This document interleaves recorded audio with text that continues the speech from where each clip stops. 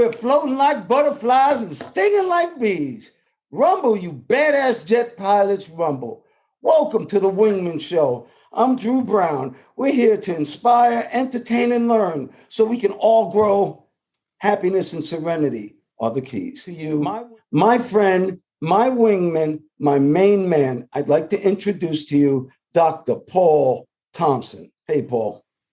Good morning, Mr. Drew. Ladies and gentlemen, you've just heard from the one and only Drew Brown, Dark Gable, the American dream.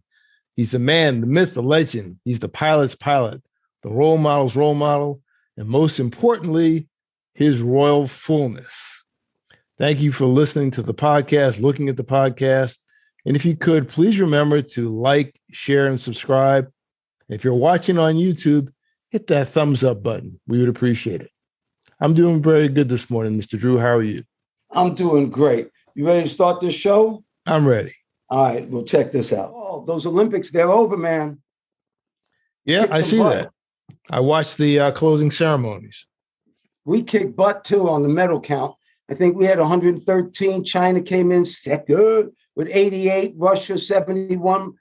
Britain came in 65. Japan, Australia, Italy, Germany, Netherlands, France. And that proves that we are super team on the planet for sports. I would say that that signifies that we are the greatest sports nation in the world. And there's a reason for that, okay? I don't think people understand sports so much as to why people play what they play. Because number one, soccer is the biggest sport in the world. And we're not even close. How about that? And America's not ever usually in the finals for the big soccer matches and for the European Cups and the World Cup. See America winning that. And yet it's the number one sport. The reason it's the number one sport is because on the planet, there's only one object you need to play, and that's a ball. You need nothing else. A ball and ground. In space. Yeah. That's it. Now, if you go up from that, let's say cricket. We don't play cricket because where they came from, all you need is a ball and a stick. Yes. There were no gloves, trust me. Everything else was there, natural. Then you go to, let's say, golf. Well, you need a caddy. You need a golf course. You need irons. You need an instructor. You need a lot of stuff to play golf. Baseball. You still need stuff to play baseball. Right. But as you see the economics change in it, you are seeing a lot of black hockey players now just because of where people live. That's all. But hockey, you need a little equipment like an ice skate. You don't even need a puck, a rock, and a stick. You probably need a good hockey stick.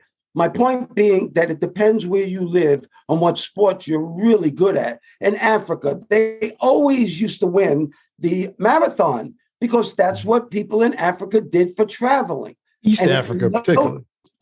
A white girl won it this year. So all those myths are going away. If you noticed in the 100, there were some really fast white guys there. I don't care what you say. They were smoking because those myths are going away. It's just what you do and how much you do it. Boxing, it used to be totally black. And that's because of economics. That was a quick way to money. That was like rapping back in the day. If you could fight, you could make some money. And then Latinos in fighting, they came in a lot. And now you have a lot of Europeans. It's because of economics. Right. People who are poor box. Okay, that's not one of the richest sports. Tennis, dominated by usually white Europeans because you need equipment. You have to have certain things to play tennis. Basketball, they used to use an orange crate. So the Olympics are good. I'm going to make a point about this sports. I want to hear what you have to say about sports, but we're real good at sports. Let me just start it that way. Right. My thoughts is, again, it's about equipment. You talk about, baseball. That's pretty good baseball. New York didn't have baseball. They played stickball. You stick, in the middle of the street. You just try not to get hit by a car. Second base was a sewer cover. Third base was something like that. We looked out for each other with the Pincy Pinky. That's what it was called then. So those who don't know, it was a little pink ball bounced a lot. It would naturally want to go to Soars. So we were all fast. Everybody could move because if the ball was gone, that's your play for the day, unless someone got 10 cents, which That's we right. typically didn't have. 10 cents was a lot. You could go on the subway all day for 10 cents. So you had to, that was motivation. Yeah. That was motivation for speed. Motivation for speed, timing, not getting hit by in the traffic. Did all the time. Remember playing football, and in the huddle, you say, "Okay, go to the Chevrolet, make a hard right, then cut right through the Cadillac. I'm gonna hit you right there." Yeah. We use cars, and this, typically no one's around. If you touch their cars, sometimes parts of New York, you touch their cars, you can get hurt very badly. So it's typically nobody's around. Okay, we can touch it and tag it. There are no alarms to go off, but you just made your own fun. You did all that kind of stuff. Same with basketball. You didn't really need a lot of space. You need a hoop and a little thing. I got pretty decent playing in like a 8x8 area in my backyard. My father set up for me because the stuff at the schoolyard, those things have been ripped down years ago. And where commuter I lived in, they didn't when stuff got ripped down, they didn't repair it. It just stayed dead. But as far as the Olympics go, yeah, everybody did well. In terms of people running fast, the slowest person in the Olympics is faster than I've ever been at anything. I mean, that's the reality. And sometimes we look at the people, okay, well, so-and-so won by, 2/100ths of a second or something like that. I watched Usain Bolt run one time in Jamaica during the trials, the Olympic trials before he went to Rio, just before. It's like 3 weeks before. They had the final deal. All the top runners in Jamaica, all the names you hear, they're all there. They hang out like you going down. Everybody knows everybody. They're very, very relaxed. It's not like TV. Mm-hmm. They're all hanging around. But in Usain Bolt's run, he ran, and there's like 8 of them. When they came around, he was number 1. Number 2 was about an inch and a half behind him. Number 3 was about an inch and a half behind him. Basically, when they came, all the heads were together. His head was a little bit in front, and I was right there. And I was pretty sure that he won it. I wasn't sure because there's like about 5 of them together. So the tolerance is that everybody's pretty much the same. It's a photo finish. Everybody's fast. In terms of running stereotypes, the one time stereotype was that Africans couldn't run long distance at all. I did read that in my research for another book years ago. Yeah, I read that. Read that about 20 years ago. Blacks can't play quarterback. Oh, yeah. Remember that? That was till what Doug Williams, and he screwed that up. And Jimmy, the Greek, got in trouble for just speaking his mind. I wasn't insulted at all. My boy Jefferson Street Joe Gillum, who used to work with me at my club Bundini's in New Orleans, he was the first black quarterback at Pittsburgh. That's right. And he went through some time being that way.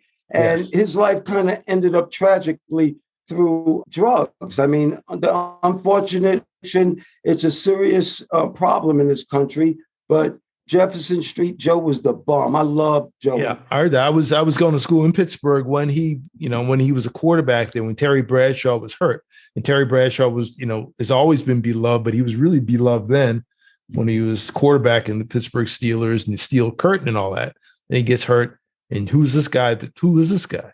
He did very well. I was sorry to hear about what happened to him. Talking about the Olympics, people did well from around the world. Look at the state of New Jersey.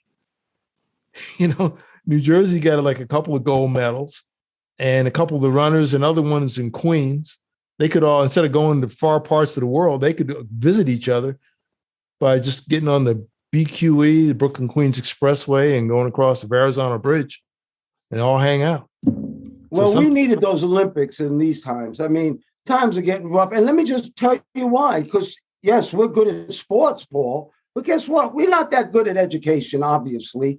Do you realize how many people are not vaccinated right now and what kind of stress and strife they're causing? I was watching television. I'm sorry to say this, but I was watching the Sturgis motorcycle. They were doing a news clip on that.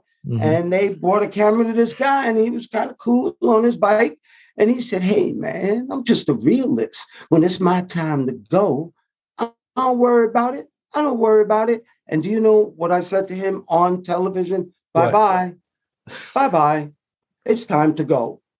Do you understand that we're not doing very good in education? Obviously, the proof of our education that we have failed is that so many people are still ignorant, selfish, and really don't care about their fellow man.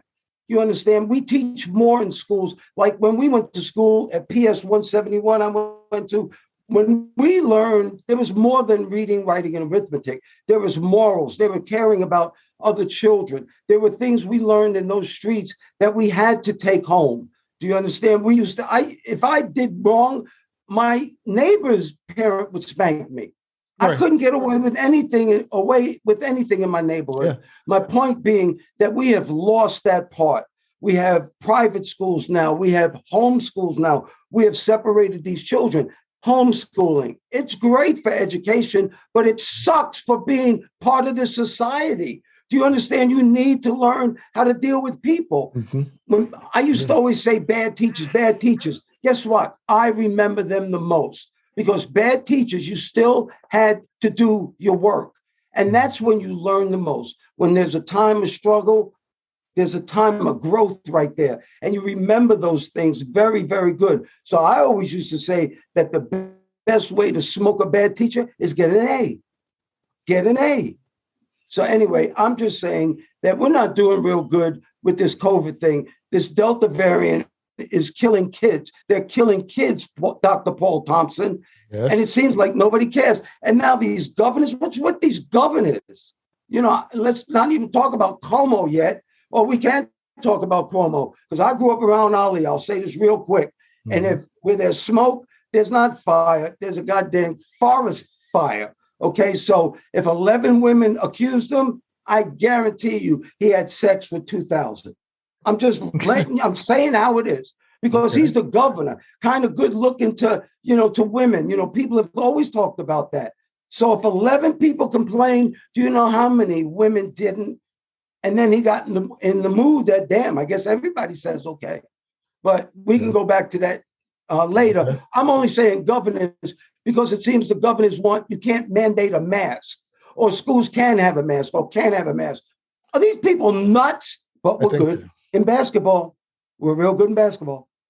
Yeah, we're great. As far as the Delta variant, now in talks with the Ayatollah, the man who knows all, he was talking about his local area, and he said a lot of folks are unvaccinated. And one of the not an urban legend, it's actually a true thing.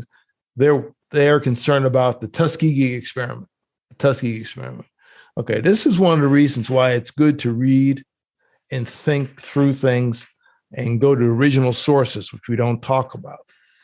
But the reality is the Tuskegee experiment was, for those who don't know, occurred in Tuskegee, Alabama.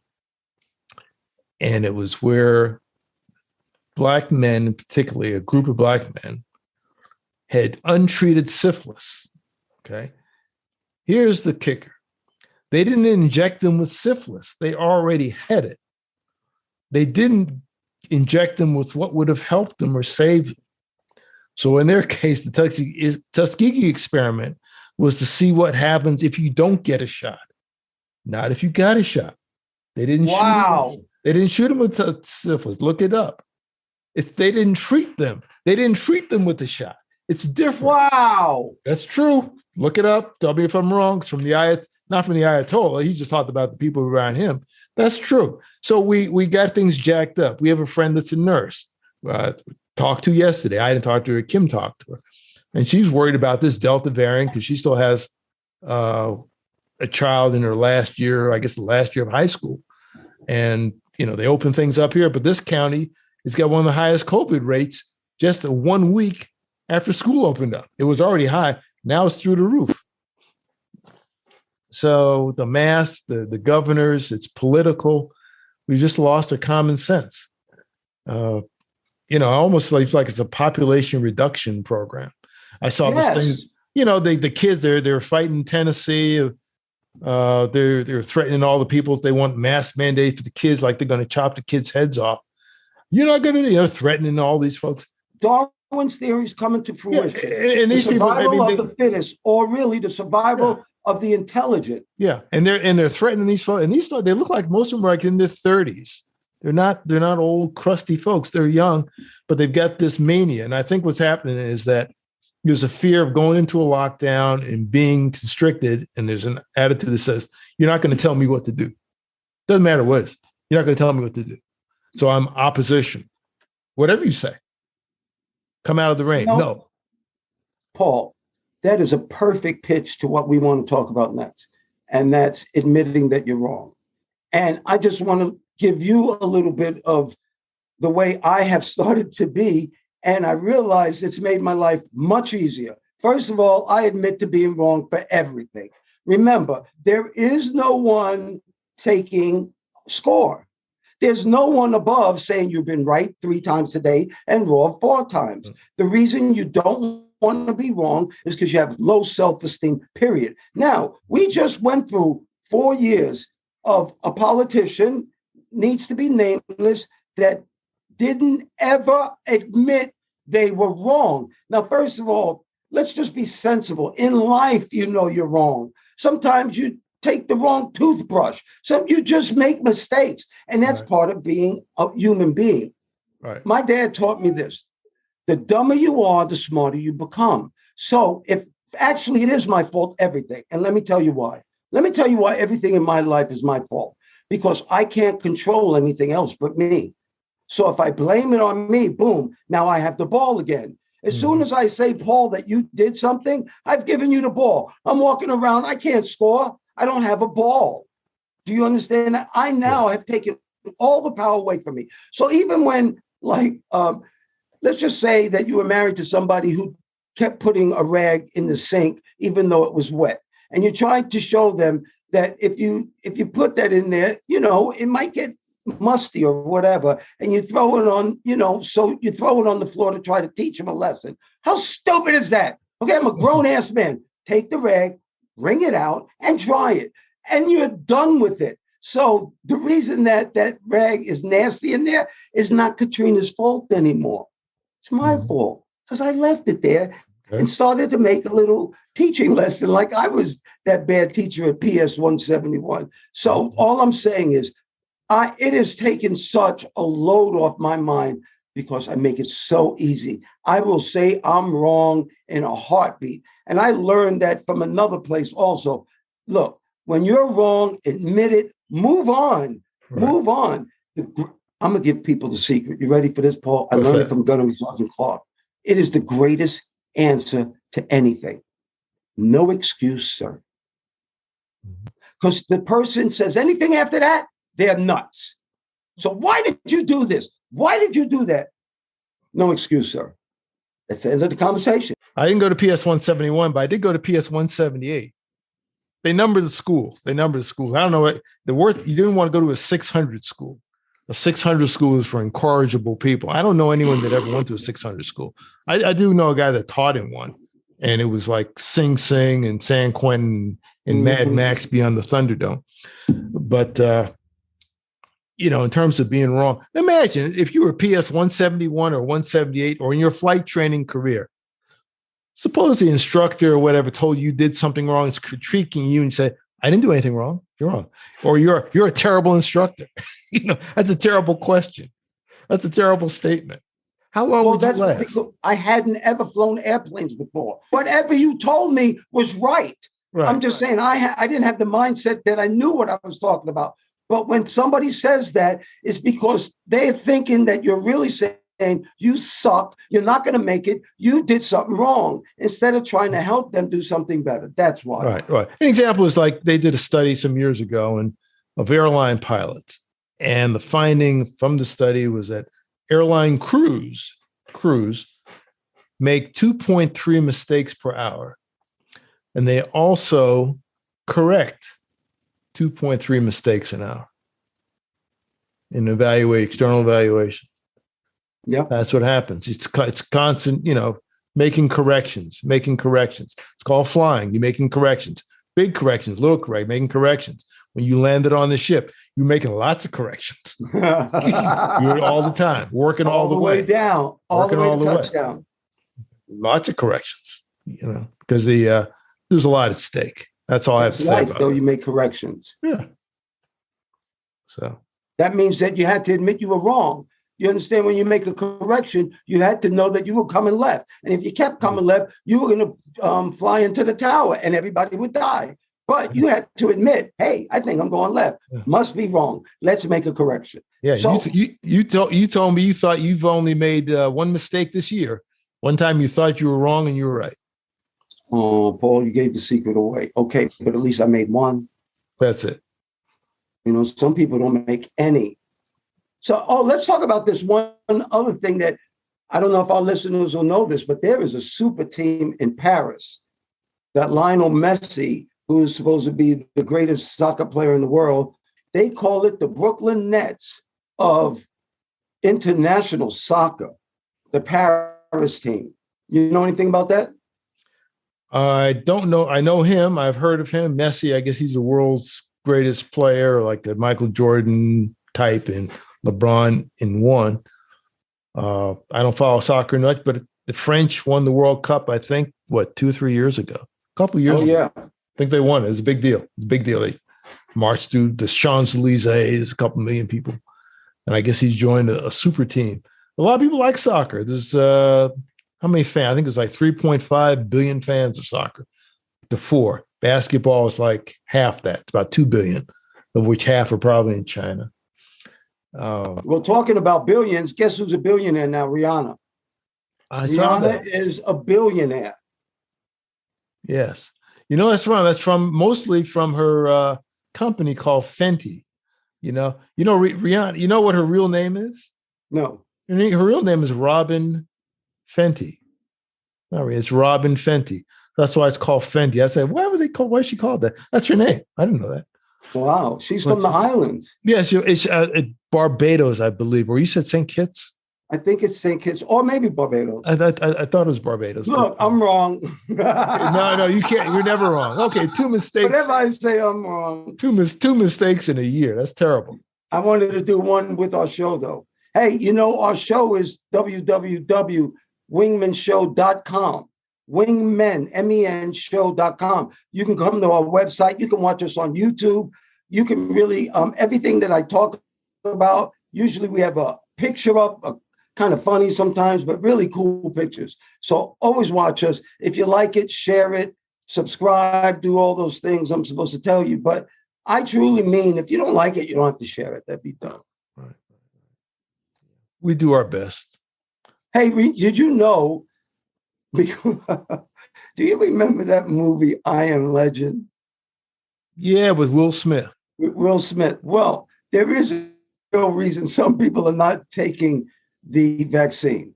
They have figured out that they believe that just like that movie, the vaccine will soon turn you into flesh-eating zombies. And people are really with that. That's on the internet.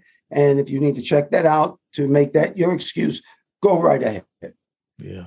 I saw the movie. It was made like in 2007, and they're trying to find a cure for cancer or something. And they inject people with stuff, and it turns them into zombies. This is kind of like we're going to the Tuskegee experiment kind of deal. That's an amazing fact that you just said. I'm going to tell you something. I'm a pretty smart guy, not real smart, but I had no idea. Yeah, they didn't get a shot, or maybe they gave them something that was like nothing. They wanted the disease to spread through them and study them. That's a Wingman Show exclusive right there, buddy. Yeah, that's true. You know, look it up. It's true. And they had the assistance of I forgot her name. It was a black nurse that worked with these men for decades. But they couldn't have done it. They couldn't have done it without black people. They couldn't have done it without her. They couldn't do anything without black people. How about this? They couldn't do anything without good people. Well, sure. No, I mean, I'm talking about the nurse that got these men to keep coming back and keep. No. I understand that. Right. I understand that. And matter of fact, black nurses today are on. I just saw the ad about Tuskegee where they say, please don't let that be. Know the truth. But not getting the shot, I hadn't ever heard that. Thank you so much, Dr. Paul. And do you remember when we lived in Memphis? Remember there was a place called the Mall of Memphis? Yes, I remember. And that turned into the Mall of Murder. And then there was Hickory Ridge Mall, which became Hickory Hood Mall. Right. Well, do you remember that just continuous mall destruction? Well, guess what? Out of the thousand biggest malls in the country, 750 have lost their big box dealers. In other words, the Sears, the J.C. Penney's, the Macy's, the big ones, the real big ones that hold them all together. They're losing them. We are going to go through a thing because I call Amazon. Amazon, actually, the warehouse is maybe 4 miles from me. Guess what? I get it next day. Sometimes I get the same day. Why would I want to drive to a mall? You told me Lenox Mall here in Atlanta, you can get shot. So now I got to go through traffic. I can almost get shot, get back, go through more traffic to get something I can get delivered. Why would I go to the mall? And guess what? I'm not a teenager anymore. So where are these kids going to go hang out? Because that was a social place to go. Yes. You know, or are they just all playing video games and they don't leave the house anymore? You know, we're going through restructuring here, brother. Yeah.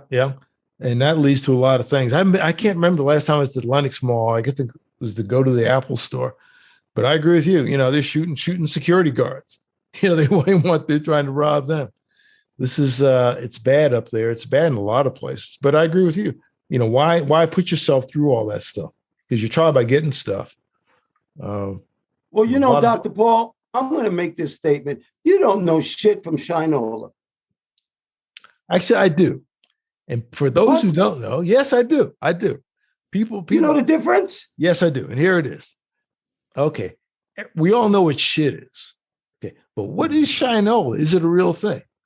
And actually it is and it isn't. What it used to be was a brand of shoe polish used in the early 20th century. It's called Shinola. And I guess it looked the same way as human excrement. Shinola still exists now, but they don't have the shoe polish, but they have a company. It's a company out of Detroit that sells luxury goods. They've been around since 2011. So you can order really expensive stuff from Shinola. But Shinola used to be a shoe polish. I didn't know that either. And a guy from North Carolina told me that years ago. I said, oh, really? I didn't know. In fact, he was an executive officer in the squadron. He said that's two things I learned on this show today. That's amazing. So that means if you stepped in excrement, you would look at it and said, man, I don't know if that's shit or Shinola. Right. And that's not an insult because maybe you can't tell because maybe you're polishing your shoes at the same time. That's amazing. Well, it's time for a Wingman story. And this Wingman story is real important to me, Paul. He's a Marine named Tom Simon that I went through training with in Meridian, Mississippi. And just for you to know, Meridian, Mississippi, I didn't make it through all the way in jet training. They actually moved me to Beeville, Texas to get my wings. So I had it hard in Mississippi, and you can tell why. Mm-hmm. To prove it, I'm just going to tell you the story about Tom and I. Tom and I were really good friends. My squadron was going to have, which one was it? It was my T2 it was VT-25, the A4 squadron there. The squadron was going to have a big ball at this country club. And I heard that this country club did not allow Black people, which is weird to me. I grew up in New York. I don't even know about weird stuff like that. Anyway, I heard that. And I said, man, I'm going to see if that's true. So honest to God, Paul, Tom was on one line. You know, it was back when we had phones. So Tom was on one line. I'm on the other line. I call him up and I act like I am a landowner from Alabama, and I'd like to come to Meridian, Mississippi and join your country clubs, sir. And, oh, wow, we love that. And I said, I really don't care about the price, but I do have a question for you. What, sir? Anything we can do? He said, do you allow those colored Negroes to play at this course? No, sir, but you'll see plenty of them serving yourself. Oh, okay, I just want to know, because things are getting a little progressive around here, and just want to make sure that you are holding to our standards. Oh, don't worry about that, sir. Click, click, click, click. Tom, freaking believe it. And I went to the squadron and relayed this story to him. And the only way that they would have believed me is if there was Tom Simon standing there going, you son of a bitches don't even know. You don't even have a clue. Well, Tom Simon, his wife, Jeannie, his children, they were very, very close with us at Meridian, Mississippi. and very close with our family. Tom went on to fly F4s. And this is how much I love Tom, Paul. Tom went on to flew F4s in Hawaii. Is that not like the mega Oh assignment yeah. of all It, naval aviation? what's that? What Can you imagine that? Canioli? That's what's behind Canioli. you. Mm-hmm. That's what's behind you. Yes. Thanos. Oh, wow. Look at Marine Air Shorty. Force. I didn't even realize that they're Marine F4s. Yeah. Okay, that's not a coincidence. Okay, everybody, that was not set up. Anyway, Tom flew Marine F4s, and he flew in Hawaii. And one day he didn't come back, Paul. They went out on a mission. He never came back. Really? And to this day, Paul, honest to God, I think Tom is on like one of those little islands out there, with laying on the hammock with them girls going dun dun dun, and they're feeding them little coconut pieces Grapes. and little grapes. Yes, that's where Tom is. Tom never really, I don't know what else, they never found the plane. That's okay, because he parked it over there. But that was my friend Tom Simon. And that was a real wingman back then. It's not right now easy being a black man and getting naval aviation wings. And anybody out there who hear my voice, you need to know that. But the Navy's good enough that when you show them you can fly, then in reality, all they need are good pilots.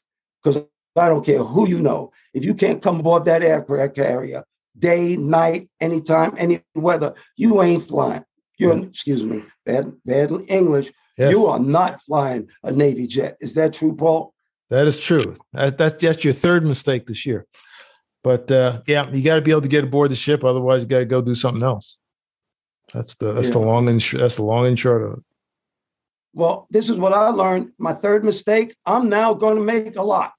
Because every time I make a mistake, Paul, I learn something. The dumber you are, the smarter you become. That's I love right. you, Paul. Dr. Love Paul, you too. You're the best. I try. Well, thank you, everybody.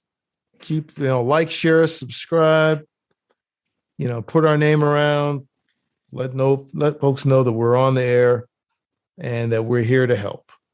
Yes, we are. And we're soon going to have that website out where you're going to start being able to communicate with us, which would be really cool. We'll read some of your questions and things like that. You know what? Last thing, Paul, important. It just came to me. We always give health tips. We always give health tips. And I realized something.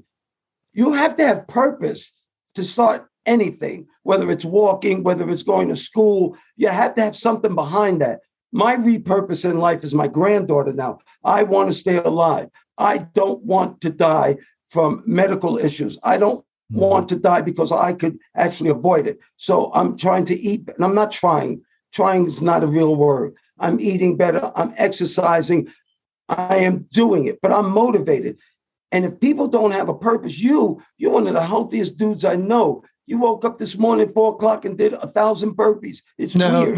No, you eat only healthy stuff. You cheat a little bit, but you're motivated to stay alive. If I had as much money and I was good looking as you, I'd want to stay alive too. Okay. But people out there, just get a reason, a purpose. You get a good purpose and your brain takes over. Isn't that true, Paul? Your engine starts up. That's true. I didn't do 1,000 burpees. I did 100, which I think is pretty good. But something I just read yesterday, a study about the COVID. One of the things that affects it is physical fitness. And there's this big time fitness doctor said, stay active. Active exercise will help you with this COVID. He said, cardiovascular and also working your upper body muscles and lower body muscles. He specifically said that. Do something, some kind of resistance training. That is a factor. That's been in some studies. So that's something that you don't hear Dr. Fauci or Dr. Walensky, the CDC. No one says anything about that. I haven't heard anything about preventative measures. That's because they're putting the onus on you like Obamacare. Paul, you want to know about Obamacare? You know what kind of care I got? I got Odruo care. Okay. Odruo. Right. Druo's got to take care of Druo. So I have Odruo care. I'm not waiting on somebody to take care of me. You know, if you eat like shit, you don't exercise, and you get diabetes, or you get this, or you get that, and then you go in the hospital and blame every goddamn person in the world. It's not me. I don't even want to call you what you are, but you'll take that, but you won't take a vaccine. Okay, you know what? I have a public announcement. Does this work? Yes, this is a public announcement. Take your damn vaccine, please, for your children, for your parents, for the world. That was just a public service announcement, Paul. So I like that. I endorse this message. I love you, Paul. Thanks for doing the show. Thanks for having me on. And ladies and gentlemen, please remember to like, share, and subscribe. And if you're watching on YouTube, hit that thumbs up button. We'd appreciate it. 100%. We hope you enjoyed our show. We truly thank you for your time. It's our most valuable commodity. So we're still floating like butterflies and stinging like bees. Rumble, you badass jet pilots, rumble. Dr. Paul Thompson, Drew Brown, we both say goodbye. See you guys later. All right. Goodbye. Bye-bye.